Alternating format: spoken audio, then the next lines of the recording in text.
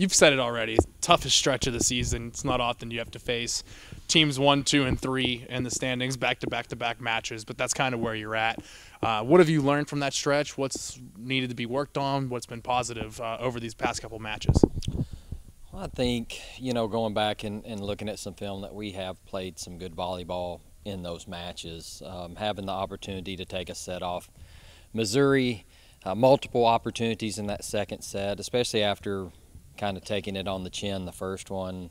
I liked seeing that resilience from the team. We just have to figure out a way to get that last point in some of these sets against, these top-tier teams in the conference. And then, I think that would get us somewhat over the hump from a mental standpoint of winning some of these sets instead of getting swept. But we're doing some good things. And it's frustrating at times because it's a lot of detail things. It's a lot of the small things, and there are no small things, because when you do multiple small things, it becomes a big thing. But this team is, what I'm seeing is that this team's attitude has still stayed positive, that they are coming in every day working hard, working together, and that's the only way you can get through this is just to continue to keep your head down, keep working. So I've liked that with this team, but we still have another tough weekend coming up.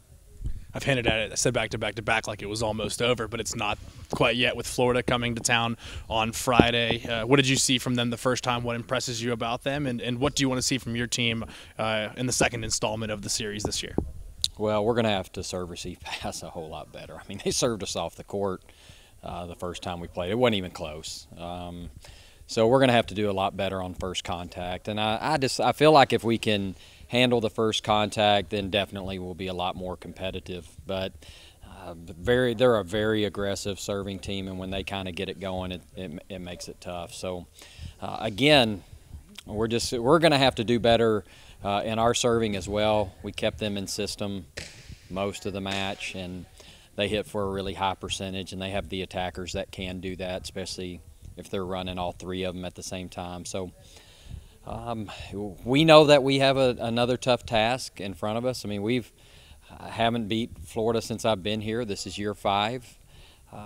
But playing in the SEC, and when you get recruited to the SEC, you always check the box for Florida, because that's why you're in this conference, is to play great teams like them and Kentucky and Missouri. The 3 that we talked about were in this stretch. I mean, if you're a competitor, that's who you want to play. So once again, Friday night gives us a chance to compete against the best and do our best to get better.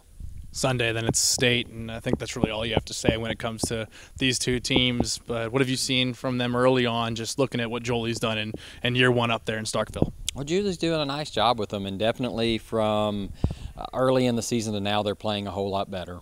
And, understanding where she's coming from, coming into a program your first year, that's your goal, is just to try to improve as the season goes on, and they've definitely done that. And they've got a win over Auburn. Auburn's a team that beat us at home, so there's not an easy one for us in the conference, and definitely when your rival is down at the bottom with you. I mean, we're both going to be trying to fight our way out of the cellar, and it'll be an important match for both of us.